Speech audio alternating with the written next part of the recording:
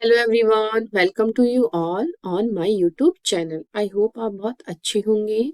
आपकी गेट की प्रिपरेशन जो है वो बहुत अच्छे से चल रही होगी। तो हम यहाँ पर जूलॉजी के गेट में आए हुए लास्ट ईयर्स के जो क्वेश्चंस हैं वो सॉल्व कर रहे हैं। तो आज है हमारा उसका पार्ट 10। चलिए आज का क्वेश्चन स्टार्ट करते हैं। Match the animals listed in column first. यहाँ क्या है, कुछ एनिमल्स दिए हुए हैं कॉलम फर्स्ट में विथ प्राइमरी टिश्यू या फिर organ of residence in the host listed in column second. यहाँ क्या है, कुछ एनिमल्स है और वो कौन से टिश्यू या ऑर्गन में हमारे उनका मतलब कौन सा होस्ट सेल है इनकी, हमारे ऑर्गन बोल दो या उनका टिश्यू बोल दो, वहां पर क्या है ये रहते हैं ये वाले ऑर्गेनिज्म। तो हम यहाँ पर देखें, सबसे पहला अगर हम एस देखें, वाउचेरिया ब्रैंकोफटाई, ये क्या है, एक हाथी पाँव जिसको बोलता है ना, वो रोग जो होता है, डिजीज जो होता है वो कॉज करता है। फाइलेसिस करके उसका कुछ नाम होता है। ये है लिम्फेटिक वेसल्स या लिम्फ नोड्स में प्रेजेंट होता है, जिससे क्या है हमारा नॉर्मल जो लेग की साइज जो होती है वो इतनी होती है। जबकि इस डिजीज से कोज होता है तब हमारी जो लेग की साइज जो होती है वो इस तरह से, स्किन इस तरह से आउटर साइड बाहर निकलने लग जाती है। इस तरह के हमारा जो लेग होता है वो इस तरह के दिखने लग जाता है। नॉर्मली हमारा ऐसा रहता है, ठीक है। तो ये हमारे कहाँ प्रेजेंट होता है, lymphatic vessels and lymph nodes में। तो एस का हमारे हो जाएगा सेकंड। तो एस का सेकंड कहाँ कहाँ है, दो ऑप्शंस में दिया है, तो बाकी के ऑप्शन हमारे कट जाएंगे। अब देखते हैं हम एस्कैरिस लुम्ब्रिकॉइडिस, ये पाया जाता है हमारे स्मॉल इंटेस्टाइन में। तो पी का हो जाएगा थर्ड। पी का थर्ड भी हमारे क्या है, एक ही ऑप्शन में दिया हुआ है, तो ऑप्शन नंबर डी में। तो बाकी ये ऑप्शन भी हमारा कट जाएगा। तो हमने यहाँ क्या किया है, ओनली दो ऑप्शन ही हमने क्या है रीड किए हैं और दोनों से हमारे करेक्ट आंसर पर पहुंच गए। अब बाकी के हम देखते हैं। अब है हमारे ट्रैक्यूनकुलस मेडिसिनेसिस, ये कहाँ पाया जाता है हमारे, तो ये हमारे सबक्यूटेनियस टिश्यू इन में पाया जाता है। तो ये हो जाएगा फर्स्ट।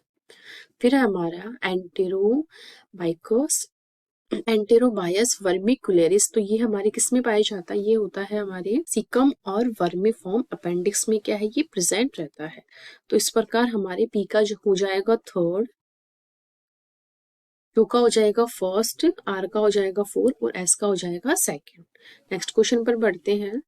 नेक्स्ट क्वेश्चन है match the cell types listed. यहाँ क्या है, सेल टाइप्स लिस्टेड है कॉलम फर्स्ट में, कॉलम सेकंड में है उनका source, and then column third जो है primary functional role listed in column third. तो इनका क्या फंक्शन होता है वो हमारे कॉलम थर्ड में दिया है।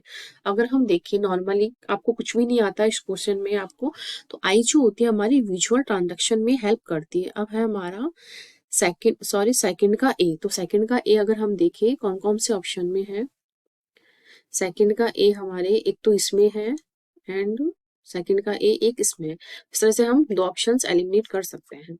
अगर हम चले, अब आगे आपको क्या पता है, लीडिंग जो सेल्स होती है वो किस में प्रेजेंट होती है, वो हमारी होती है टेस्टिस में। एंड ये क्या करती है, हार्मोन जो टेस्टोस्टेरोन जो हार्मोन होती है वो सिक्रेट करती है। तो क्यू का हो जाएगा फोर एंड बी।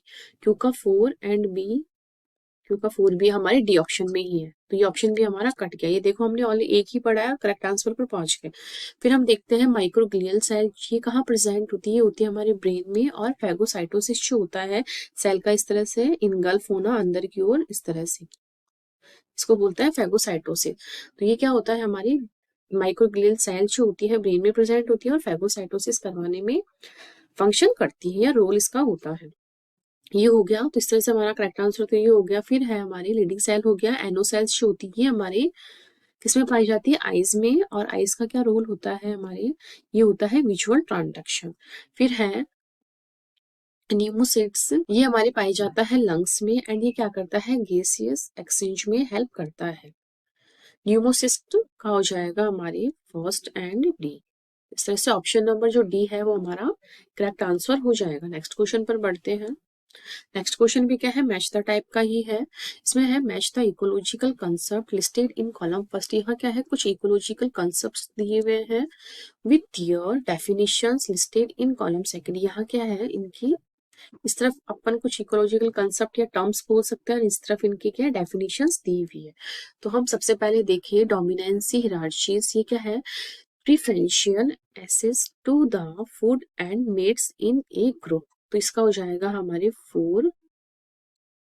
टेरिटरी क्या होती है, यहाँ पर कंपटीशन होता है। टेरिटरी मतलब कि किसी एक ऑर्गेनिज्म का एक स्पेशल स्पेशल जो जगह होती है उसको बोलते हैं उसकी टेरिटरी। जैसे कि हमारे लायन होता है, उसकी टेरिटरी बहुत ज्यादा होती है, मतलब कि इस तरह से इनकी टेरिटरी होती है। ये वाला जो एरिया है पूरा हमारे लाइन का है, इसके बाद वाला एरिया है। तो यहाँ पर अगर कोई भी ऑर्गेनिज्म आ जाता है तो इनमें क्या है, एंटागोनिस्टिक बिहेवियर देखा जाता है कि ये यहाँ पर ना आए और ये वाला जो ऑर्गेनिज्म है ये इस वाले टेरिटरी में ना जाए। इसलिए इनकी जो टेरिटरीज होती है, इनका रहने का जो एरिया होता है वो फिक्स्ड होता है। तो exclusion of competing individuals using antagonistic behaviour, इसमें आ जाएगा थर्ड। फिर है एल्ट्यूरिज्म। एल्ट्यूरिज्म में क्या है, एक ऐसा बिहेव होता है कि हम किसी दूसरे की हेल्प करते हैं। तो giving up one hour reproductive potential to benefit another individual, तो ये आ जाएगा फर्स्ट। किन सिलेक्शन क्या होता है, selection acting on related animals with affects fitness of an individual, तो ये हो जाएगा हमारे किन सिलेक्शन। इस तरह से हम देखें तो एक बार इसका 4 है, इसका 3 है, आर का फर्स्ट और एस का, तो हमारा ऑप्शन नंबर बी जो है वो करेक्ट आंसर हो जाएगा। चलते हैं नेक्स्ट क्वेश्चन पर। तो नेक्स्ट क्वेश्चन है मैच द हार्मोन्स। हमारे क्या है, कॉलम फर्स्ट में कुछ हार्मोन्स दिए हैं एंड उनका प्राइमरी सोर्स क्या है, कॉलम सेकंड में primary source tissue, in column second and the primary target tissue. यह क्या है, कॉलम थर्ड में प्राइमरी टारगेट टिश्यूज दिए हैं, कॉलम सेकंड में है प्राइमरी सोर्स कौन सा है, प्राइमरी सोर्स टिश्यू, थर्ड में है इनका टारगेट टिश्यू कौन सा है, और फर्स्ट में दिए हुए हैं इनके कौन कौन से हॉर्मोन्स है। अगर हम यहाँ पर देखें, कैल्सिटोनिन जो होता है ये किससे सिक्रिएट होता है, ये होता है हमारे थायराइड, जिसका सोर्स होता है प्राइमरी सोर्स, एंड यहाँ पर क्या है, इसका टारगेट जो टिश्यू होता है वो हमारे होता है बॉन्स। तो आर का हो जाएगा सेकंड, एंड सी जो सबसे इजी होता है मैं सबसे पहले उसको लेती हूँ। तो ये मोस्टली आपको पता होगा, जो कैल्सिटोनिन होता है ये थायराइड जो सोर्स है इसका वहां से सिक्रिएट होता है, एंड देन इसका जो टारगेट टिश्यू होता है वो होता है बॉन्स। तो आर का सेकंड एंड सी, आर का सेकंड एंड सी हमारे एक ही ऑप्शन में, ऑप्शन हमारे कट जाएंगे। अब हम देखते हैं इपिनेफ्रिन। इपिनेफ्रिन जो होता है ये क्रोमैटिन टिश्यू जो होते हैं वहां से सिक्रीट होता है, एंड देन ये हमारी जो हार्मोन है इसका टारगेट टिश्यू होता है। तो इसका हो जाएगा हमारे सेकंड एंड बी, इसका हो जाएगा सेकंड बी, सॉरी सेकंड नहीं है, ये हो जाएगा 4 एंड बी। तो इस तरह से ये ठीक है। फिर है प्रोलैक्टिन। प्रोलैक्टिन क्या है, ये पिट्यूटरी ग्लैंड से सिक्रीट होता है, पिग्मेंट क्रॉप जो होता है इसका स्टेट या फिर टारगेट टिश्यू होता है। फिर है हमारे thyrotropin releasing hormones. Thyrotropin releasing hormone जो होता है ये हमारे ब्रेन का जो हाइपोथैलेमस पार्ट होता है वहां से सिक्रेट होता है, एंड जो इसका टारगेट टिश्यू है वो है पिट्यूटरी। तो इस तरह से हो जाएगा एस का 1 एंड ई। ठीक है, अब नेक्स्ट क्वेश्चन पर बढ़ते हैं। Two deoxyglucose two DG inhibits the proliferation of cells and hence finds use as an anti-cancer agent। फिर है it is also used in COVID therapy, ठीक है, where it blocks hyper proliferation of virus infected cell। यहाँ क्या है, two deoxy glucose जो होता है इनहिबिट करता है सेल की प्रोलिफरेशन को। अगर मैं लिखूं इस लैंग्वेज को तो ये क्या कर रहा है, इनहिबिट, ये इनहिबिट का साइन होता है इसको सेल की प्रोलिफरेशन। फिर क्या पूछा गया है, finds use an anti cancer agent. ये क्या है, एक एंटी कैंसर एजेंट है, ये हमने फाइंड किया है। ठीक है, it is also used in Covid therapy, इसको और हम किस में यूज में ले रहे हैं, कोविड थेरेपी में। फिर है where it blocks hyper proliferation of virus infected cells, और ये क्या करता है, ब्लॉक करता है हाइपर प्रोलिफरेशन ऑफ वायरस, जो वायरस से इन्फेक्टेड सेल्स है उनके हाइपर प्रोलिफरेशन को क्या करता है, ब्लॉक करता है। तो और क्या इसका फंक्शन दे रखा है, ये ब्लॉक करता है hyper proliferation of virus infected cells है mechanistically. Two DG blocks glycolysis by inhibiting the activities of which of the following enzymes। अब जो हमें इस क्वेश्चन के लिए क्या है, हमें इस लैंग्वेज का कोई मतलब नहीं था, ग्लाइकोलाइसिस में हमारे कौन कौन से एंजाइम यूज में आते हैं, तो उन सबको क्या है, एक्टिविटी क्या है, उनके इनहिबिट होने से इनहिबिट हो रही है। तो हेक्सोकाइनेज जो होता है ग्लूकोज को ग्लूकोज 6 फॉस्फेट में कन्वर्ट करता है, तो ये वाला एंजाइम जो है यहाँ हेल्प करेगा। एंजाइम्स यानी ये MCQ टाइप का ये क्या क्वेश्चन है, तो यहाँ पर क्या है, एक से ज्यादा ऑप्शन जो है हमारे वो करेक्ट होंगे। तो हमारे हो जाएगा, एक तो हेक्सोकाइनेज हो जाएगा और सेकंड हो जाएगा ग्लूकोज 6 फॉस्फेट आइसोमरेज, तो ए बी हमारे ऑप्शन सही हो जाएंगे। नेक्स्ट क्वेश्चन पर बढ़ते हैं।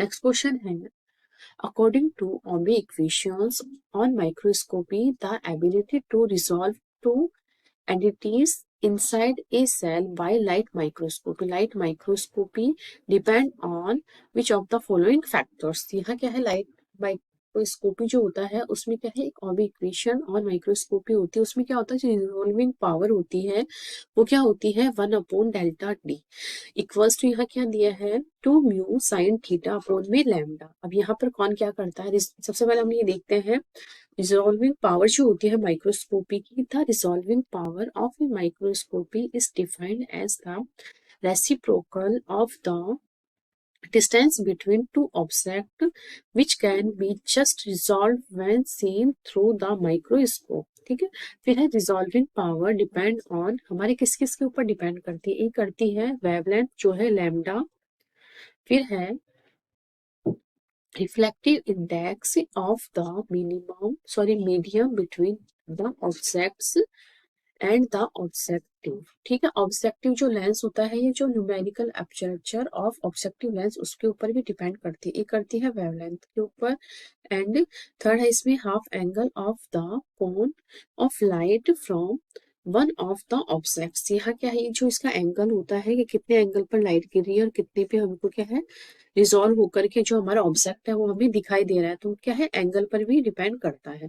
तो हमें यहाँ बस यही पूछा था, जो इसकी जो ये होती है रिजॉल्विंग पावर किस किस के ऊपर डिपेंड करती है, तो हमारी ऑप्शंस के अकॉर्डिंग अगर हम देखें तो ये करती है वेवलेंथ पर और जो ऑब्जेक्टिव लेंस होते हैं उनके न्यूमेरिकल अपर्चर पर।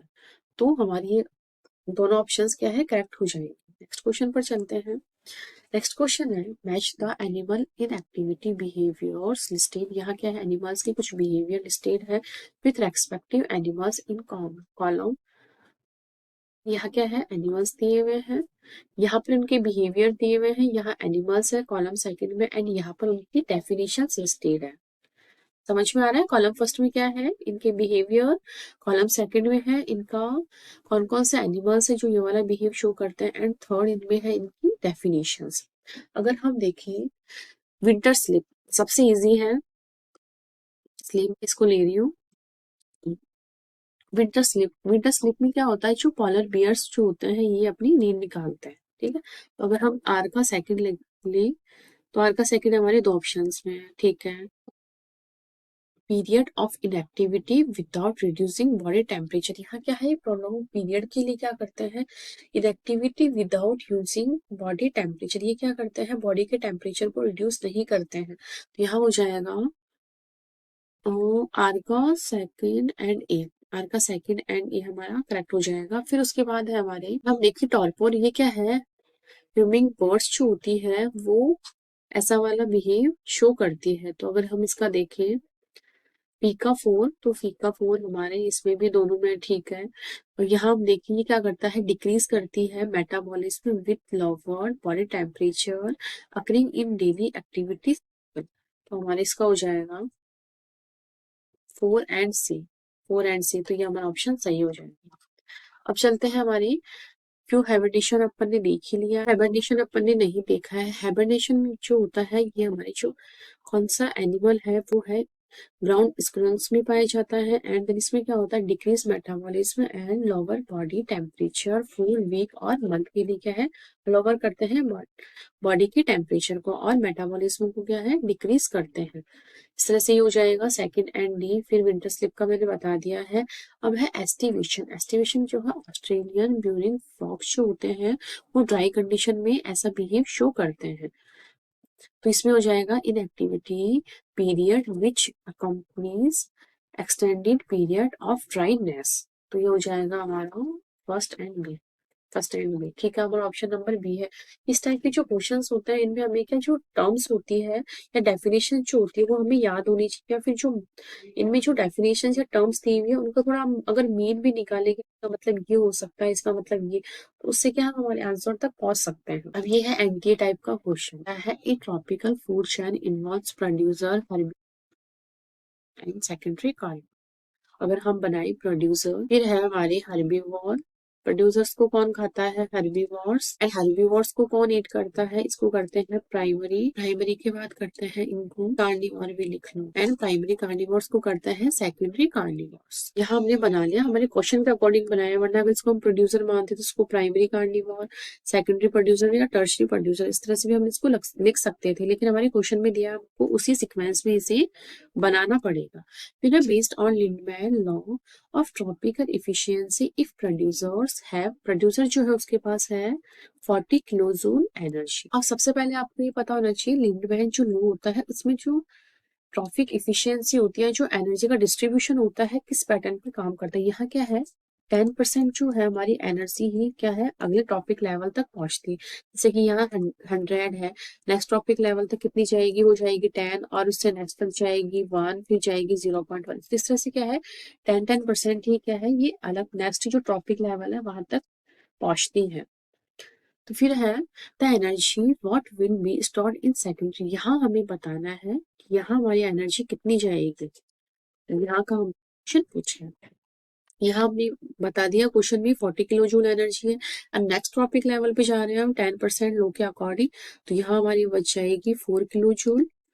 एंड नेक्स्ट टॉपिक लेवल में जाएंगे फिर 10% लो के अकॉर्डिंग हमारी यहाँ हो जाएगा 0.4। एंड सेकेंडरी कार्निवोर में हमारी बचेगी 0.04 किलो जूल एनर्जी। हमारे क्वेश्चन में यही पूछा था सेकेंडरी कार्निवोर्स के पास कितनी जाएगी। यह क्या राउंड ऑफ 2 डेसिमल प्लेस, तो डेसिमल के बाद हमें क्या है 0.04 किलो जूल हमारा आंसर आ जाएगा।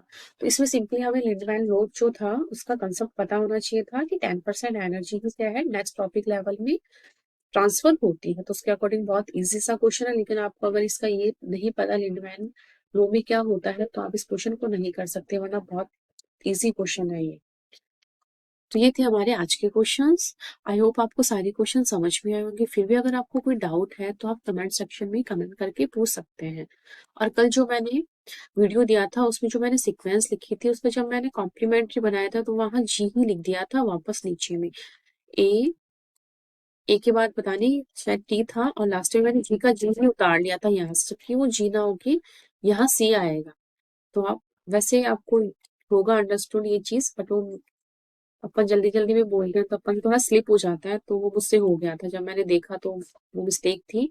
तो आप उसका कॉम्प्लीमेंट्री जी का सी ही लिखना। और जो यूरेसिल होता है वो हमारे आरएनए में प्रेजेंट होती है, डीएनए में यूरेसिल नहीं होता है। तो हाँ मैंने बोला फ्लोरोफॉर्म में मुझसे अपोजिट निकल गया। अपने चैनल को सब्सक्राइब नहीं किया है तो प्लीज इसे सब्सक्राइब कीजिए, लाइक कीजिए और ज्यादा से ज्यादा लोगों तक शेयर कीजिए। Thank you.